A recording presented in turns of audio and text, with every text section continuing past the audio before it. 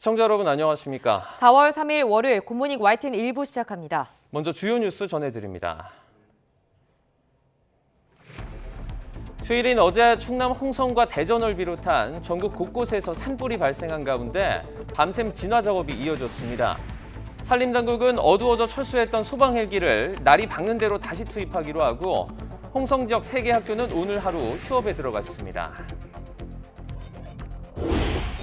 오늘도 전국 대부분 지역에 건조특보가 내려진 가운데 고온 건조한 바람이 불면서 산불 위험이 크겠습니다.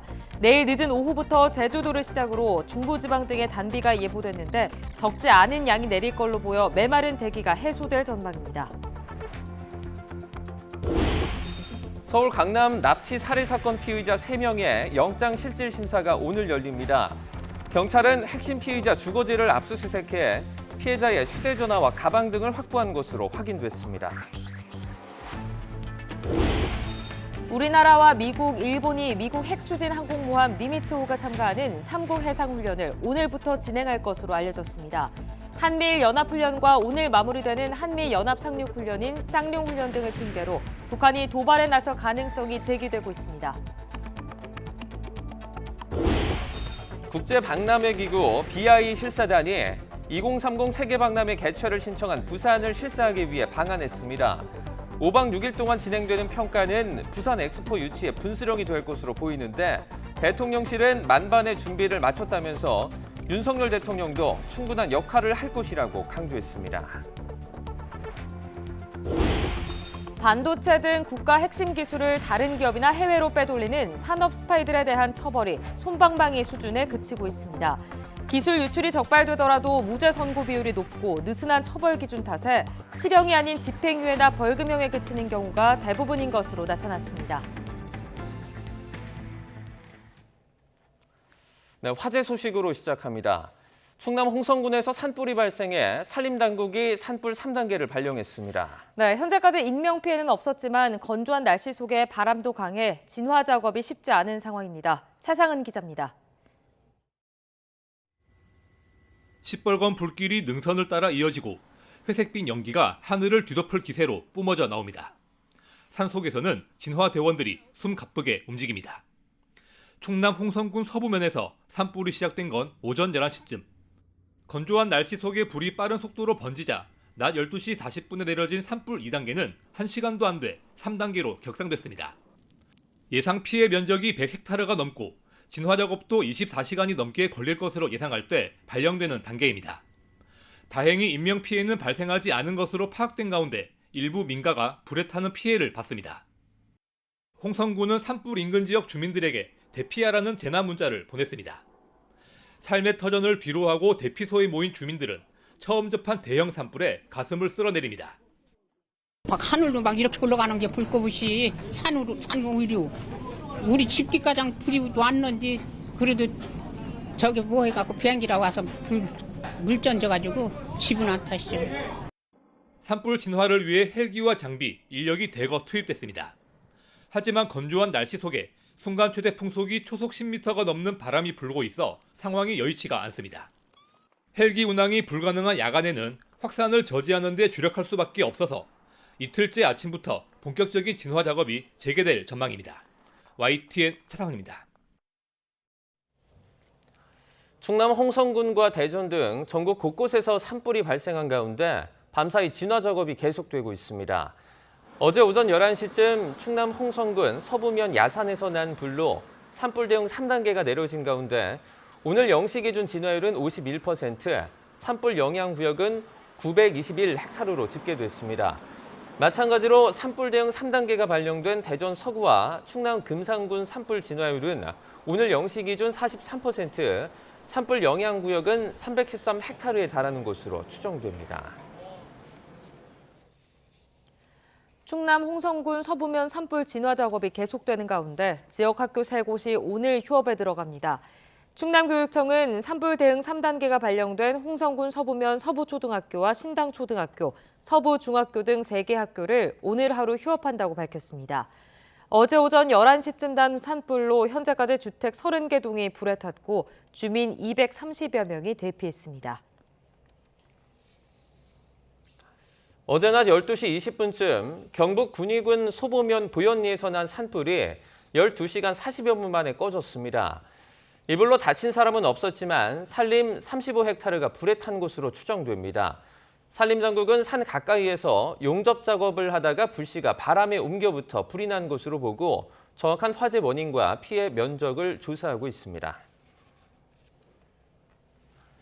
어제나 서울 종로구 인왕산에서 불이 나 축구장 20개 면적을 태우고 5시간 만에 불길이 잡혔습니다. 서울에서 난 산불로는 올해 처음으로 인근 소방서 장비와 인력까지 총동원해야 하는 대응 2단계가 발령됐습니다. 윤성훈 기자입니다. 서울 종로구 인왕산. 산 중턱에서 빨간 불과 검은 연기가 치솟습니다. 연기가 피어오르는 곳 인근에는 주택과 건물도 모여 있습니다. 초속 9m의 바람을 타고 북쪽 사면으로 불이 번졌습니다. 소방 헬기가 줄지어 현장을 오가며 산불 확산 저지에 나섭니다. 서울 도심 멀리서도 산불의 연기가 관측됐습니다. 신고가 접수된 건 오전 11시 50분쯤. 인왕산에 있는 미술관 부근에서 불이 나고 있다는 신고가 여러 건 접수됐습니다.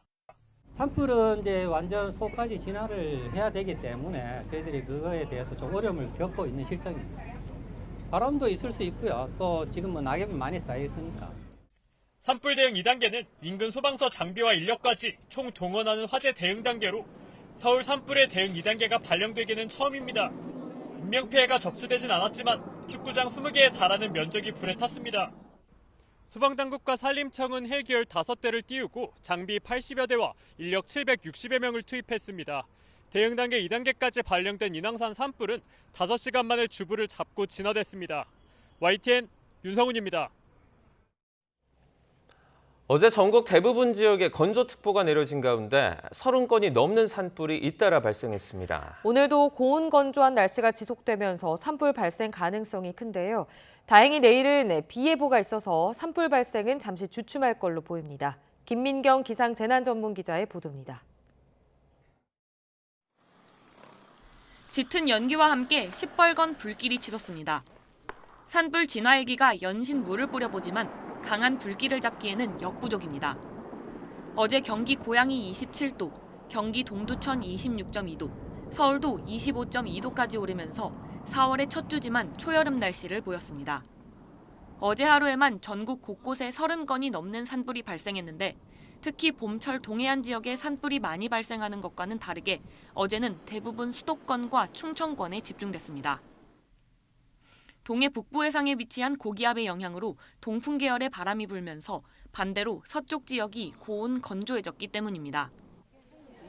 오늘도 전국이 대체로 맑은 가운데 서울의 낮 최고 기온이 27도까지 오르면서 고온 건조한 날씨는 계속될 것으로 보여 산불 발생에 각별한 주의가 필요합니다. 하지만 내일 서해상에서 접근하는 저기압의 영향으로 내일 늦은 오후부터 제주도를 시작으로 중부지방과 전라권에 비가 내릴 것으로 보입니다. 저기압의 이동 경로의 변동성이 크지만 이번 비는 봄철 대비 많은 양의 비가 내릴 것으로 기상청은 내다봤습니다. 비가 한 5mm 이상 오면은 한나절이면은 그 효과가 없어지거든요. 근데 이제 30mm 이상 올 것으로 예상이 되기 때문에 그 효과는 2일에서 3일 이상은 지속될 걸로 보고 있습니다. 내일 비가 내리면서 어제 오늘 기승을 부린 산불은 잠시 주춤해질 것으로 보이지만 4월에는 건조한 가운데 강한 바람도 자주 불어 대형 산불 위험이 큰 만큼 각별한 주의가 필요합니다. YTN 김민경입니다.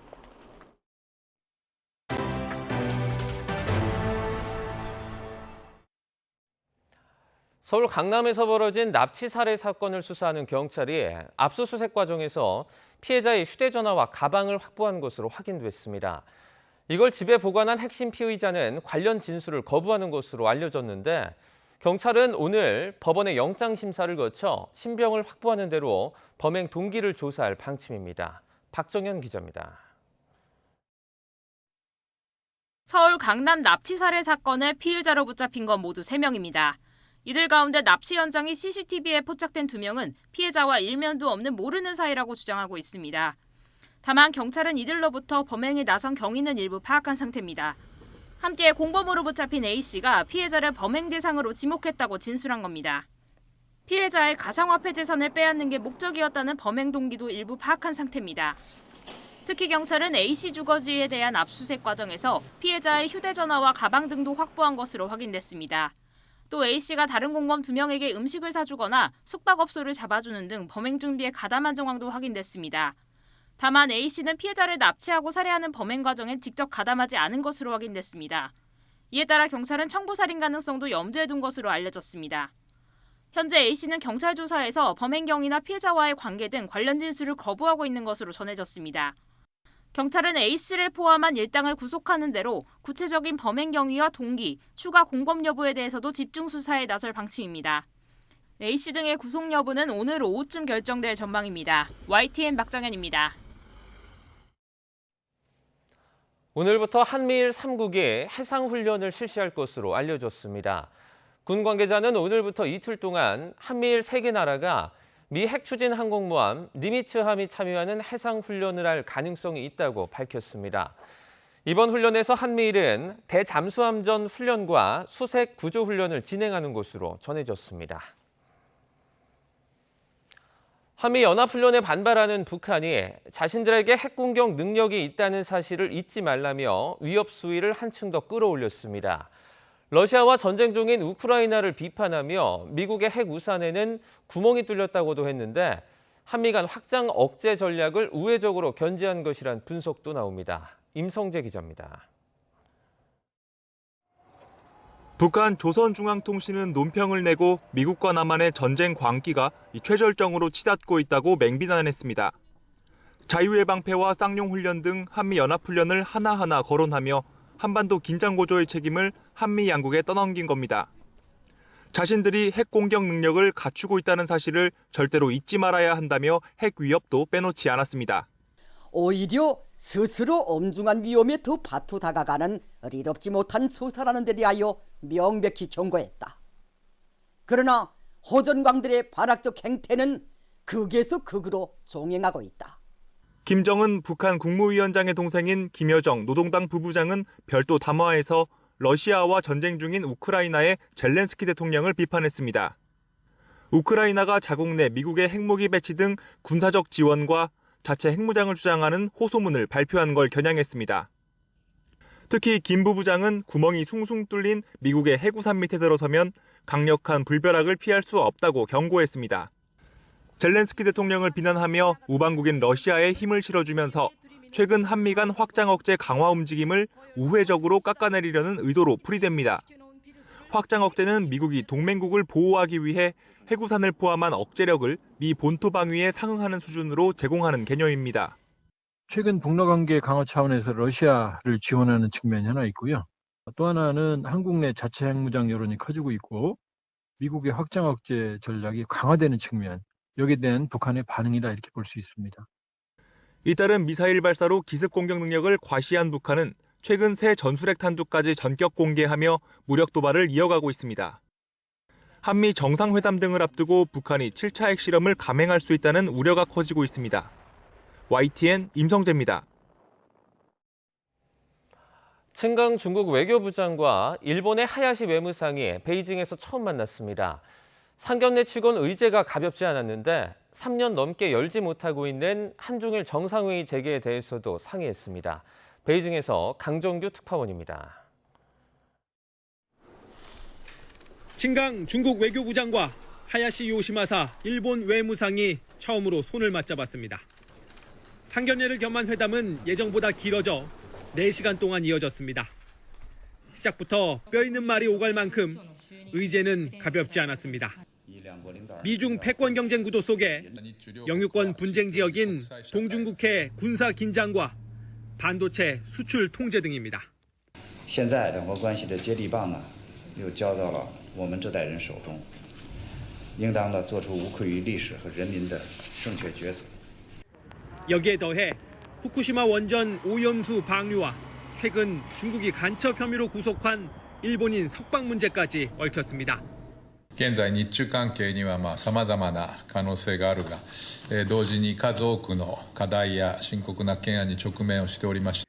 양측은 지속적인 대화의 필요성에 공감하면서 한중일 3국 정상회의 재개도 상의했습니다.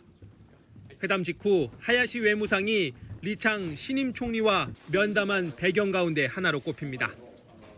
한중일 정상회담은 2008년 12월 우리나라의 이명박 대통령과 아소다로 일본 총리 그리고 중국 원자바오 총리의 3자 대면으로 시작됐기 때문입니다. 2019년 8번째 회의 이후 코로나19 창궐과 국제정세 악화 등의 여파로 3년 넘게 열리지 못하고 있습니다. 한반도 및 영내 정세 관련 한미일 협력을 심화 확대하고 아울러 한일중 3국 정상대화를 추진하겠습니다. 한중일 3국에서 돌아가며 열렸던 회의가 이번에 재개될 경우 우리나라가 의장국을 맡게 됩니다. 베이징에서 YTN 강정규입니다.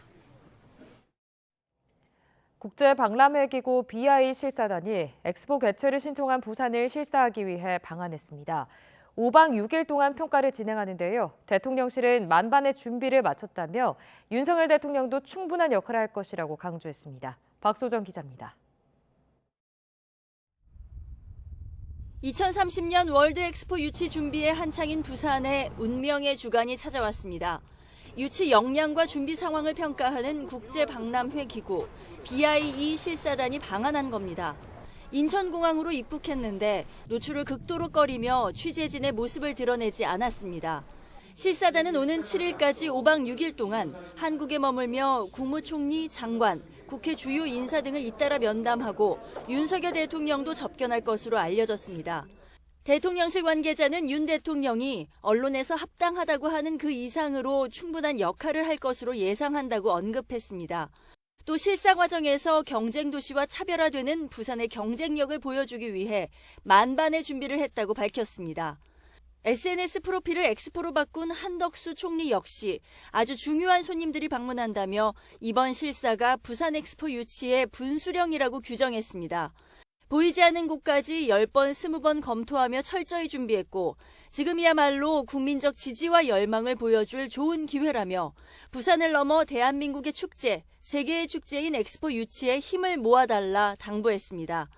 실사단이 작성하는 보고서는 국제박람회 기구 171개 모든 회원국에 공유되고 11월 총회에서 투표로 주최국을 결정하는 데 영향을 미칩니다. 경쟁국은 사우디아라비아, 이탈리아, 우크라이나입니다. 지금까지는 사우디가 가장 앞서 있다는 평가가 우세했습니다. 그러나 대통령실 관계자는 사우디를 방문한 실사단이 부실한 준비 상황에 적잖이 실망했다며 이번 실사가 우리가 역전할 충분한 계기가 될 것이라고 기대했습니다. YTN 박소정입니다. 정부의 대일 외교와 양국관리법 개정안을 놓고 신경전이 계속되는 가운데 이번 주 초 사흘 동안 국회 대정부 질문이 진행됩니다. 당장 첫날인 오늘부터 일제강제징용 해법과 후쿠시마산 수산물 수입 등을 놓고 정치권의 공방이 불가피해 보입니다. 엄윤주 기자의 보도입니다. 국민의힘은 소속 의원들의 일본 후쿠시마 방문을 예고한 민주당을 향해 방사능 괴담을 유포하고 있다고 맹비난했습니다. 정치, 외교, 안보 분야 대정부 질문에서 야당의 파상 공세가 예상되는 만큼 기선 잡기에 나선 겁니다. 미국산 쇠고기를 수입하면 광우병이 걸려 뇌 구멍이 숭숭 뚫린다고 선동했던 모습하고 똑같습니다. 민주당은 괴담 운운하며 야당과 국민을 겁박하지 말라고 맞받았습니다. 이미 국회 본회의에 보고된 국정조사 카드를 꺼내들며 한일 정상회담 등 정부의 대일 외교 전반을 들여다보겠다고 경고했습니다. 더불어민주당은 국정조사를 통해 외교 참사나 다름없는 이번 한일 정상회담 문제의 진상을 규명할 것입니다. 이르면 오는 4일 국무회의에서 윤석열 대통령이 제2요구권, 이른바 거부권을 행사할 수 있다는 관측이 나오는 양국관리법 개정안을 놓고도 설전이 이어졌습니다. 민주당은 같은 날 경제 분야 대정부 질문에 앞서 소관 상임위를 단독으로 여는 등 여론전에 나설 태세지만 대통령의 무능과 정부 여당의 무책임이 거부권 행사로 이어지고 있습니다. 윤석열 대통령은 쌀값 안정화법을 막지 마십시오. 국민의힘은 민주당의 정치 공세가 뻔히 예상되는 상임위 현안 질의에는 참석할 수 없다며 국론 분열을 조장하지 말라고 역공을 폈습니다. 자꾸 나라를 둘로 쪼개거나 국민들을 둘로 갈라놓지 말고 그런 진지한 마음, 진정성 있는 마음을 가지고 현안 문제를 어떻게 해결할지 같이.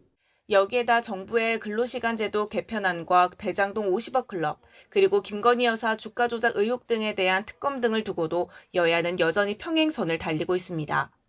쟁점 현안이 산적한 상황에서 4월 임시국회도 빈손으로 그치는 것 아니냐는 우려가 벌써 나오고 있습니다. YTN 엄윤주입니다. 제주 4.3 희생자의 넋을 기리는 제75주년 제주 4.3 희생자 추념식이 오늘 오전 10시 제주 4.3 평화공원에서 봉행됩니다. 지난해 당선인 신분으로 참석했던 윤석열 대통령은 일정으로 불참하고 대신 한덕수 국무총리가 참석합니다. 3년 만에 방역 제한 없이 열리는 이번 행사에는 고령 유족과 생존 희생자, 도민 등 15,000여 명이 참석할 예정입니다. 또 추념식 봉행 최초로 국가 차원의 문화제가 진행됩니다. 더불어민주당은 윤석열 대통령이 4.3 추념식에 참석하지 않기로 한 것에 대해 야구장 방문할 시간은 있어도 추념식 참석할 시간은 없느냐고 반문했습니다. 이수진 원내대변인은 국회 브리핑에서 후보 시절 제주의 아픔을 강조하던 대통령이 이제 와서 제주 도민을 외면하는 이유가 무엇이냐며 이같이 말했습니다. 이어 문재인 대통령은 전직 대통령 신분으로도 제주를 찾는데 현직 대통령은 외면하겠다는 것인지 답하라고 촉구했습니다.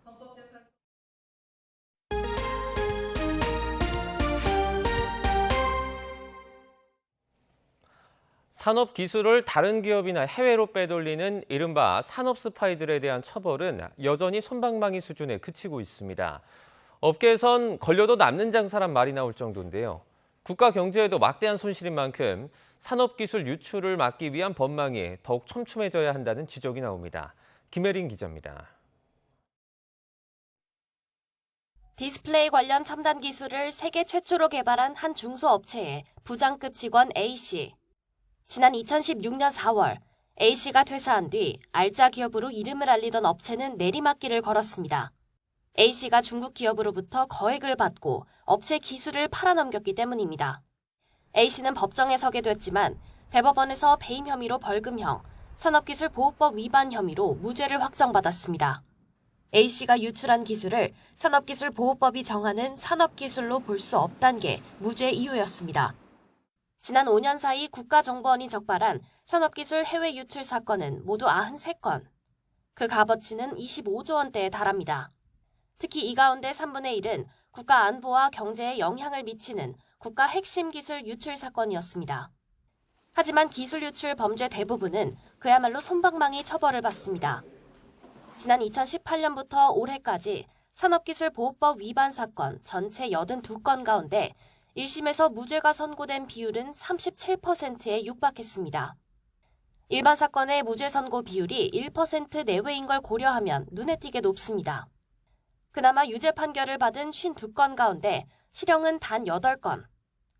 나머지는 집행유예나 벌금형에 그쳤습니다. 이렇게 기술 유출 범죄 처벌 수위가 지나치게 낮은 원인으로는 양형 기준이 꼽힙니다. 지난 2019년 산업기술보호법이나 부정경쟁방지법의 법정형은 상향됐지만 실제 선고를 내릴 때 참고하는 양형 기준은 법정형의 절반에도 미치지 못한 채 6년째 그대로기 때문입니다. 게다가 유출된 기술이 지니는 가치나 피해 정도가 산정될 수 없다는 이유로 처벌을 피하는 경우도 부지기수입니다. 피해 규모는 막대한데 정확한 피해 규모가 산정되지 않는다는 이유로 오히려 피고인에게 유리하게 적용됐던 기본적으로 기술이 외부에 공개되는 것이 아니기 때문에 시장 가격을 산정하기 어렵고 또 이미 유출된 상황에서 유출되지 않은 가정적 상황과 비교하기도 어렵기 때문에 그렇습니다. 검찰은 이달 말 새롭게 구성되는 대법원 양형위원회에 산업기술 유출 범죄 관련 양형 기준을 상향 조정하는 방안을 제안할 예정입니다. 또 연구 용역을 통해 수사 단계에서 기술 가치나 피해 규모를 객관적으로 입증하는 방안을 마련할 방침입니다. YTN 김혜린입니다. 전기차 보조금 지급과 관련된 미국의 인플레이션 감축법 IRA 세부 지침에 대해 우리 정부와 업계는 불확실성이 해소됐다고 환영했습니다. 당장 기존 공정 방식을 바꾸지 않아도 되지만 풀어야 할 숙제도 많습니다. 이영원 기자입니다. 미국이 발표한 인플레이션 감축법 세부 지침에 우리 정부와 업계는 일단 안도했습니다. 지침을 보면 북미산 배터리 부품 50% 이상, 미국이나 FTA 체결 국가에서 가공한 핵심 광물을 40% 이상 사용해야 합니다. 양극, 음극파는 배터리 부품으로 양극 활물질 등 주요 소재는 부품에서 제외했습니다. 국내에서 소재를 만들어 북미 공장에서 부품을 제조하고 있는 우리 기업의 유리한 조건입니다. 기존에 해오던 공정 방식을 당장 바꾸지 않아도 전기차 한 대에 최대 1,000만 원의 세액 공제를 받을 수 있는 겁니다. 산업통상자원부는 우리 측 의견이 상당 부분 반영됐다며 환영했습니다. 불확실성이 어느 정도 해소된 배터리 업계도 서로 윈윈할 수 있는 계기가 됐다고 평가했습니다. 하지만 시간을 벌었을 뿐 앞으로 풀어야 할 숙제가 많습니다. 배터리 부품은 내년부터, 핵심 광물은 2025년부터 해외 우려단체에서 조달할 수 없게 되는데 중국이 여기에 포함될 가능성이 큽니다. 중국 의존도가 높은 핵심 광물 확보 방안을 고민해야 하는 겁니다. 특히 지침에 규정된 북미산 배터리 부품은 2029년까지 100%, 광물 비율은 2027년까지 80%로 높여야 합니다. 이게 해마다 거의 10%씩 늘어나게 되면 수입선을 바꿔야 되는 거죠. 그럼 가격 경쟁력에서 이제 장기적으로 보면 상당히 우리 자동차 기업들이 좀 고전할 수도 있겠다. 중국을 대체할 공급처를 다변화하면서 가격 경쟁력까지 갖춰야 하는 이중고를 어떻게 해결할지 관심입니다. YTN 이영훈입니다. 오는 9일까지 킨텍스에서 열리는 서울 모빌리티 쇼에선 토레스 EVX와 코나 일렉트릭, EV9 등 국내 전기차 신차들이 각축전 중입니다.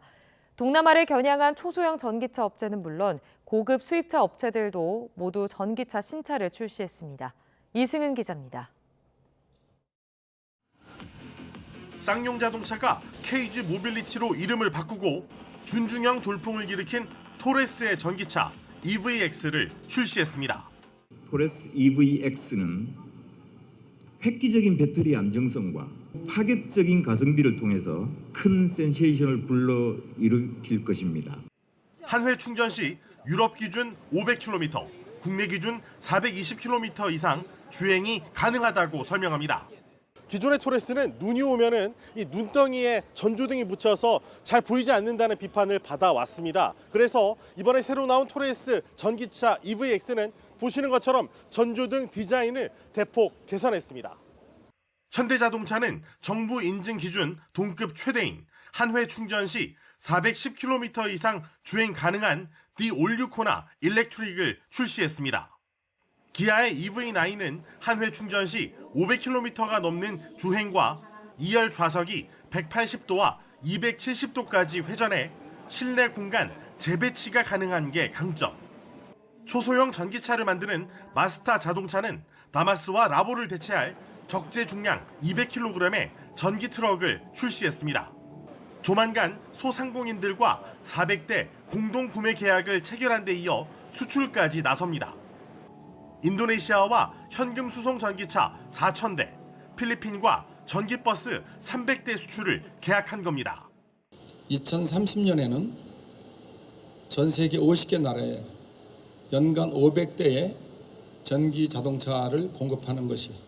메르세데스 벤츠는 전기차 중 고급 비즈니스 SUV를 비롯한 7개를 전기차로 채우며 전동화 의지를 강조했습니다. 포르쉐는 스포츠카 출시 75주년을 맞아 첫 스포츠카 포르쉐 356을 오마주한 컨셉트카 비전 357을 아시아 최초로 공개했습니다. YTN 이승윤입니다. 지난달 대규모 감산에 합의한 오펙 플러스 소속 주요 산유국들이 현지 시각 2일 하루 116만 배럴 규모의 자발적 추가 감산을 예고했습니다. 사우디아라비아 국영 SPA 통신은 내달부터 사우디의 원유 생산량이 하루 50만 배럴 감소할 것이라고 밝혔습니다. 사우디 에너지부는 연말까지 이어질 예정인 감산은 국제 원유 시장의 안정을 위해 예방적으로 단행됐다고 설명했습니다. 아랍에미리트도 5월부터 연말까지 14만 4천 배럴 감산에 돌입합니다. 이 밖에 러시아, 이라크, 알제리, 카자흐스탄 등도 동참했는데 로이터 통신은 오펙 플러스 추가 감산량을 합하면 116만 배럴에 달한다고 집계했습니다. 스위스 최대 투자은행 UBS가 위기설에 휩싸인 크레디트 스위스를 인수 합병하는 과정에서 법에 저촉된 부분이 있는지 확인하기 위해 현재 검찰이 수사에 전격 착수했습니다. 스위스 연방법무부는 현지 시각 2일 성명을 통해 연방검찰이 UBS의 크레디트 스위스 인수 과정에서 위법 가능성이 있는지 수사 중이라고 밝혔습니다. 러시아 상트페테르부르크의 한 카페에서 폭발 사고가 발생해 1명이 숨지고 25명이 부상했다고 타스 통신 등이 보도했습니다. 수사당국 관계자에 따르면 현지 시각 2일 200g 이상의 강력한 폭약 TNT가 터지면서 모두 26명의 사상자가 발생했고 카페 건물은 유리가 부서지는 등 크게 파손됐습니다. 당국은 이 사고로 사망한 사람이 56만 명의 독자를 거느린 러시아 군사 블로거 블라드렌 타타르스키라고 확인했습니다. 그는 러시아군이 대부분을 점령하고 있는 우크라이나 도네츠크 출신으로 꾸준히 러시아를 찬양하며 우크라이나 침공을 정당화해 왔습니다.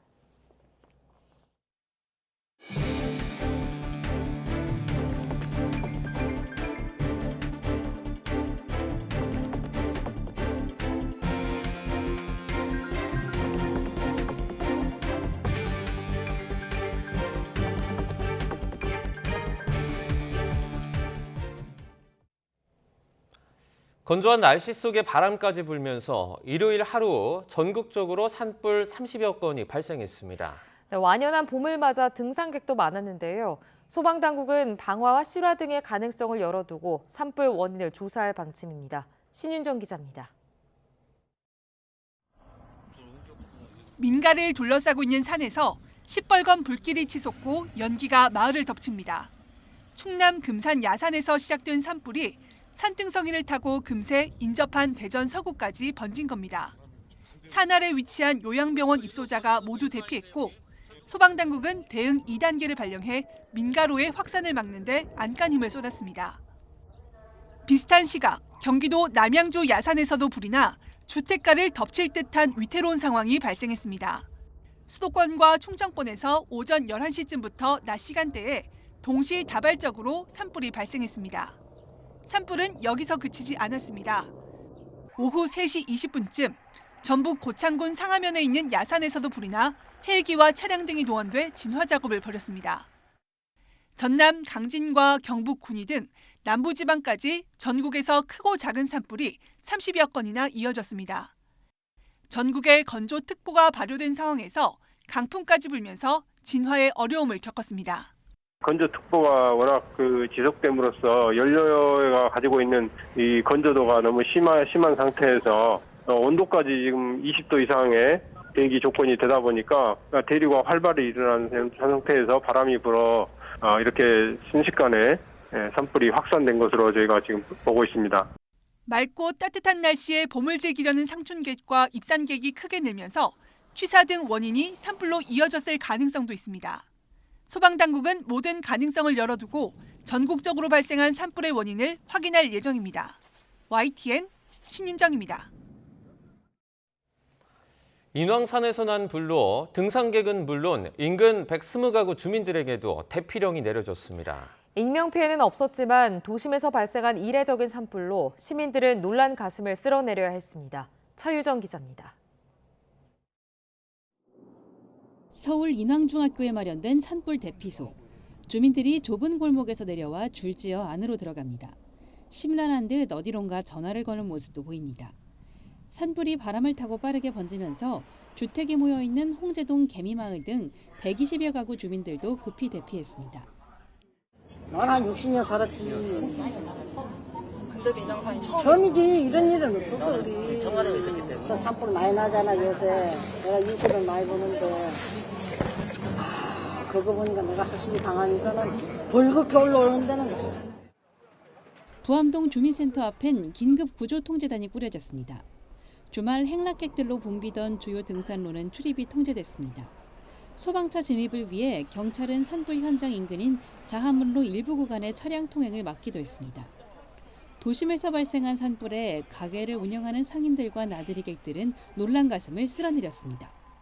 이 동네에 제가 오래 살았는데 저런 건 얘기도 들어본 적도 없지만 실제로 그 눈으로 보고 있으니까 지금도 막 가슴이, 지금도 그때 상황을 생각하면 막 다리가 후들후들 떨리는 심정입니다. 저희 매장에 많은 사람들이 손님들이 많이 오셔가지고 막 우시면서 막 그러시더라고요.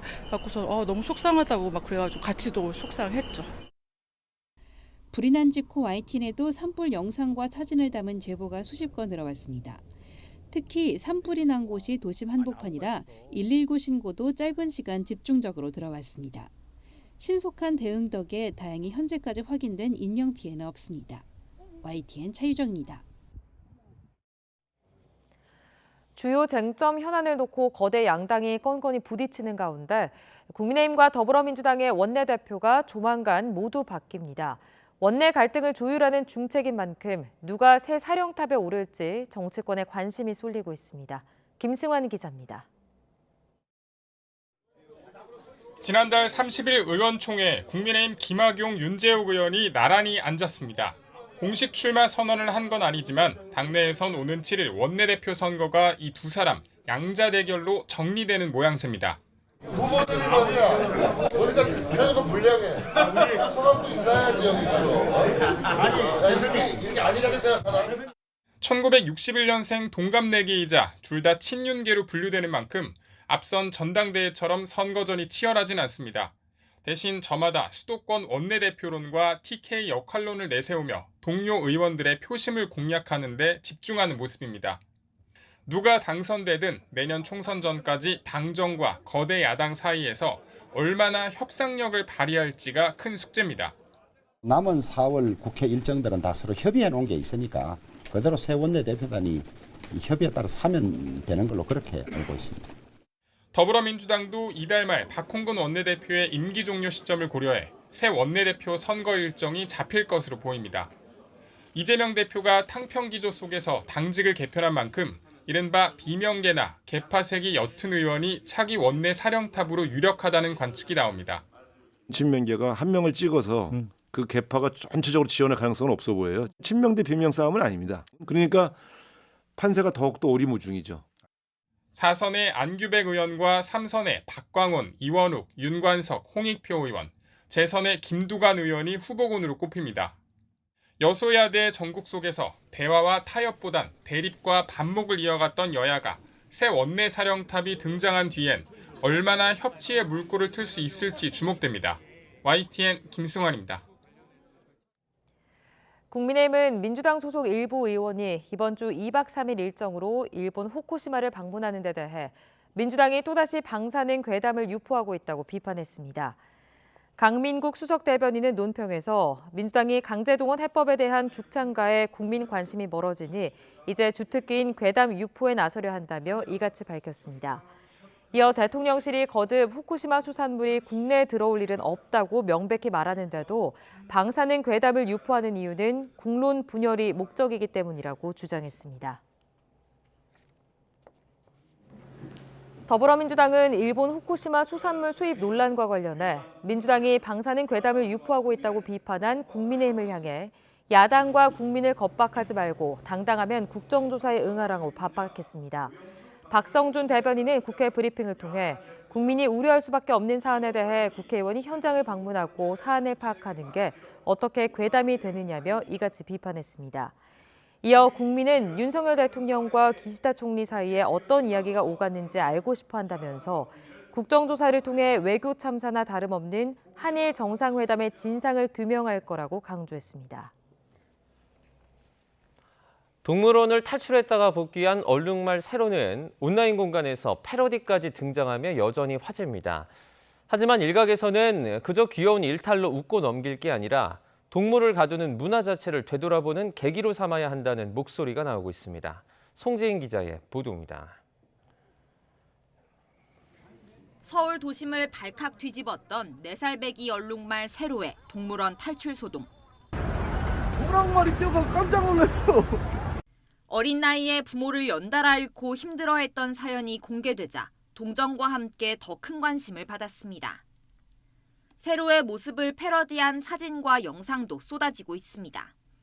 서울 어린이 대공원 측도 세로의 여자친구를 만들어주겠다고 밝히며 귀여운 소동으로 마무리되는 분위기인데 전문가들은 마냥 웃고 넘길 일만은 아니라고 입을 모읍니다. 서식 반경이 수백 킬로미터에 이르는 얼룩말이 좁은 동물원에 갇혀 오로지 부모에게만 의지해야 했던 환경이 진짜 문제라는 겁니다. 분집을 이뤄서 해야 되는데 유일하게 또 있었던 부모들이 다 떠났잖아요. 그러다 보니까 아이가 홀로 남겨지고 그로 인해서 더 이 스트레스가 가중될 수밖에 없는 구조죠. 어린이대공원 홈페이지에도 외로움을 달래준다며 짝을 지어주는 것보다 더 근본적인 해결책이 필요하다는 글이 잇따르고 있습니다. 무엇보다 인간의 볼거리를 위해 동물을 가둬두는 문화가 옳은 건지 다시 생각해봐야 한다는 의견에도 힘이 실립니다. 전시동물의 불행한 삶 그 자체에 공감하는 시민들이 행동하고 의견 피력을 굉장히 많이 해주셨다고 생각이 들고요. 구조, 치료, 돌봄이 가능한 시설로 변화한다고 했을 때 거기에 반대할 시민들이 얼마나 있겠느냐. 동물원 폐지 목소리가 꾸준히 나오며 국내에서도 이미 대안적 시도가 등장했습니다. 증강현실 기술을 이용한 동물 없는 동물원이 4년 전부터 일부 지역에서 운영되고 있습니다. 동물권을 둘러싼 사회적 공감대가 커진 만큼 전시 목적의 동물원이 과연 필요한지, 순전히 인간의 이기심을 위한 건 아닌지 진지하게 고민해볼 시점이라는 지적이 나옵니다. YTN 송재인입니다. 은퇴 뒤에 국민연금을 한 달에 200만 원 넘게 받는 사람이 1년 새 4배 늘어 5천 명을 넘었습니다. 국민연금공단이 발표한 국민연금 공표 통계 내용 자세히 살펴보겠습니다. 지난해 12월 말 기준으로 노령연금을 월 200만 원 이상 받는 수급자는 5,410명입니다. 1년 전과 비교해서 4배로 늘어난 건데 국민연금 제도 도입 이후 20년 이상 장기 가입자가 계속 늘어나고 수령액도 물가 상승률에 맞춰 꾸준히 올랐기 때문입니다. 작년 말에 200만 원 이상 수급자의 98.5%는 남성이었고 여성은 78명에 그쳤습니다. 60대 이상에선 과거 여성들의 경제활동 참여가 활발하지 않고 경력 단절도 많았기 때문으로 풀이됩니다. 노령연금 월 수령액이 100만 원을 넘는 사람은 지난해 말 기준 57만 106명으로 2021년 말과 비교해 33% 증가했습니다. 국가수사본부장에 임명됐다가 낙마한 정순신 변호사의 아들 정모 씨가 과거 학교폭력대책 자치위원회 조사에서 9줄짜리 사과문을 제출해 부실하다는 지적을 받았던 것으로 확인됐습니다. 국회 교육위원회 소속인 무소속 민영배 의원실이 강원도교육청에 제출받은 자료를 보면 정 씨는 지난 2018년 학폭위에 2차례 서면 사과문을 제출했습니다. 9줄짜리 첫 번째 사과문에서 정 씨는 아무 생각 없이 뱉은 말들이 피해자를 힘들게 했다며 한때는 꽤 친한 친구 사이였는데 상황이 이렇게 된 것에 대해서 정말 안타깝게 생각한다고 적었습니다. 당시 학폭위원들이 서면 사과문 내용과 분량이 부실하다고 지적하면서 정 씨는 같은 해 8월 좀 더 긴 내용의 두 번째 사과문을 제출했습니다. 고등학생 가운데 학교폭력 피해를 알려도 해결이 안 되거나 소용없을 것 같아서 신고하지 않는다는 응답 비율이 초중학생에 비해서 높은 것으로 나타났습니다. 교육부의 학교폭력 실태조사 자료를 보면 지난 5년간 학교폭력 피해를 겪은 뒤에 어디에도 알리지 않았다는 응답 비율은 2018년 19.1%에서 2022년 9.2%로 낮아졌습니다. 신고하지 않은 이유는 고등학생 경우 해결이 안 될 것 같아서 이야기를 해도 소용없을 것 같아서라는 응답이 2018년부터 4년간 가장 높았습니다. 최근에 감소세였던 2030 세대의 아파트 매입이 다시 늘면서 25개월 만에 최대치를 기록했습니다. 특례 보금자리론 신설과 생애 최초 주택구입자 등 실수요층을 위한 대출 기준이 완화되면서 급매물 매수에 나선 것으로 풀이됩니다. 이동우 기자입니다. 지난 2월 20대 이하와 30대의 전국 아파트 매입 비중은 31.96%로 30%를 넘어섰습니다. 세 채 가운데 한 채는 젊은 층이 산다는 것입니다. 이는 직전 달보다 2%포인트 넘게 높고 2021년 1월 33% 이후 25개월 만에 최대 비중입니다. 매수 건수는 794건으로 전달에 비해 2배 이상 늘었습니다.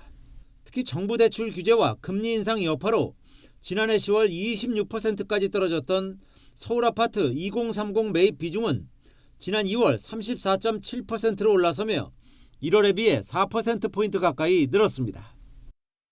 특례 보금자리론 출시와 생애 최초 주택 구입자 등 실수요층을 위한 대출 기준이 완화됨에 따라 구매 심리와 매수 여력이 생기면서 젊은 세대가 급매물을 적극 매입하고 있는 것으로 풀이됩니다. 실제로 지난해 말 15억 원 초과 고가주택에 대한 주택담보대출 허용을 시작으로 각종 규제가 완화되면서 실수요층 대출 문턱이 낮아졌습니다. 올해 1월 말부터 소득과 상관없이 9억 원 이하 주택에 대해 최대 5억 원까지 연 4%대의 고정금리로 빌려주는 특례 보금자리론이 신설됐습니다. 특히 생애 최초 주택 구매자에 대해서는 규제 지역과 무관하게 주택담보대출 비율을 80%까지 허용하는 등 청년층의 자금 조달이 쉬워졌습니다. 서울시 구별로는 9억 원 이하 아파트가 많고 급매물이 늘어난 강서구의 2030 매입 비중이 절반을 훌쩍 넘어섰고 성동구, 금천구, 영등포구 순이었습니다.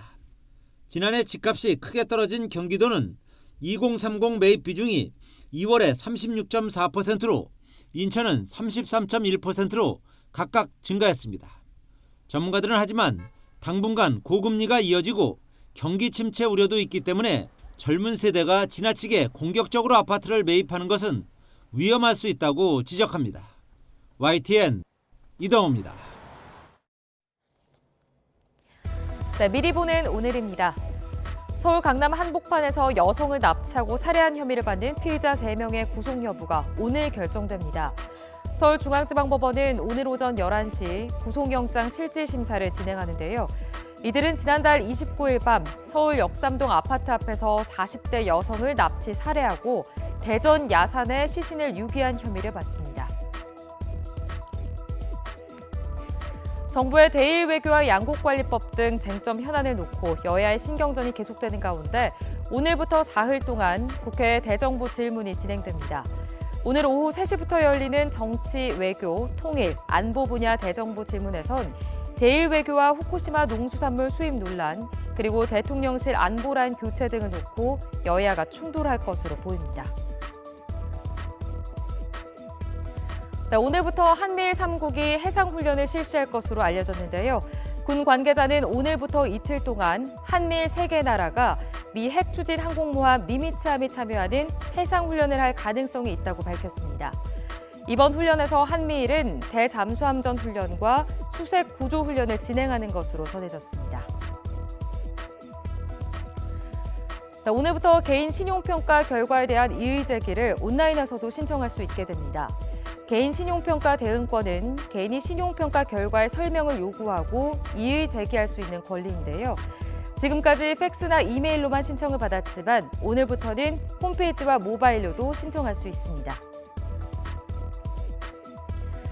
전세 기간이 끝났는데도 보증금을 돌려받지 못한 피해 임차인들은 오늘부터 전세 피해 확인서를 발급받을 수 있습니다. 국토교통부는 전세 피해 임차인들이 오늘부터 거주지를 관할하는 광역시청과 도청에서 전세 피해 확인서와 긴급 주거 지원을 신청할 수 있다고 밝혔는데요. 전세 피해 확인서를 이사할 때 은행에 내면 연 1~2%대 저리로 전세 대출을 받을 수 있습니다. 지금까지 미리 보는 오늘이었습니다.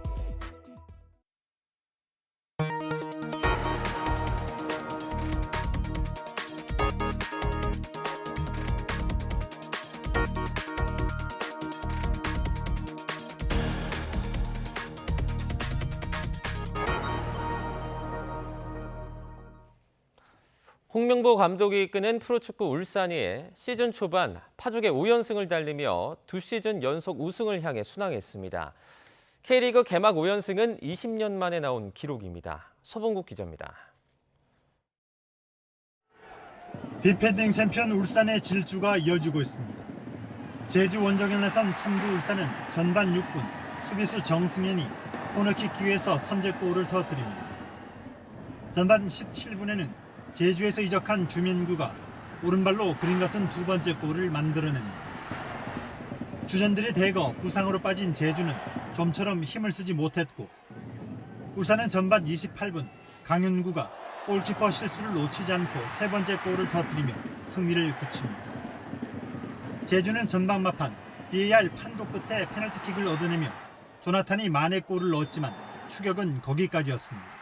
다만 나갔다 온 선수들 피로 회복 그 부분하고 또 기존에 이제 있는 선수들의 어떤 경기력적인 측면, 체력적인 측면 이런 부분을 조금 더 한 단계 올리는 데 좀 주력을 뒀습니다. K리그 개막 5연승은 지난 2003년 이후 20년 만에 나온 대기록입니다.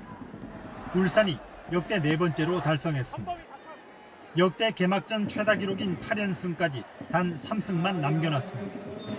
YTN 서봉국입니다. 휴일인 어제 고온 건조한 바람이 불며 전국 곳곳으로 크고 작은 화재가 동시다발적으로 발생했습니다. 지금도 서울 인왕산과 전남 고흥, 충남 곳곳으로 진화 작업이 계속되고 있는데요. 오늘도 전국적으로 대기가 바짝 메말라서 건조특보는 계속되겠습니다. 또한 전국적으로 산불 위기경보 경계 단계가 발령 중이고 충남 홍성과 금산 그리고 대전은 최고 수준인 심각 단계가 내려져 있는데요. 논밭 태우기나 산림 인근에서의 소각 행위, 또 입산 시 인화물질 소지 등의 행위를 철저하게 금지해 주시기 바랍니다. 특히 맑은 날씨 속에 충청 이남을 중심으로 오늘 바람도 강하게 불겠습니다. 어느 때보다 불씨 관리 잘 해주시기 바랍니다. 여기에 기온도 높게 치솟아서 고온 현상이 절정에 달하겠습니다. 오늘 서울 낮 기온은 27도로 예년보다 무려 12도나 높게 치솟겠는데요. 고온 현상은 내일 저녁부터 전국에 비가 내리면서 누그러질 전망입니다. 현재 기온 살펴보면 서울은 12.6도, 대전은 11.5도 등 어제와 비슷하게 출발하고 있습니다. 하지만 낮 기온은 서울 27도, 광주는 25도까지 올라서 서쪽 지역은 25도를 웃돌며 덥겠고요. 동풍이 불어드는 동해안 지역은 강릉 20도, 동해는 12도로 비교적 선선한 날씨를 보이겠습니다. 내일 늦은 오후 제주도를 시작으로 밤 사이에는 전국에 단비가 내리겠고요. 목요일은 글피까지 비가 길게 이어지면서 건조함이 해소될 전망입니다. 날씨였습니다. 굿모닝 YTN 1부는 여기까지입니다. 네, 잠시 후 2부가 이어집니다. 시청해주신 여러분 고맙습니다.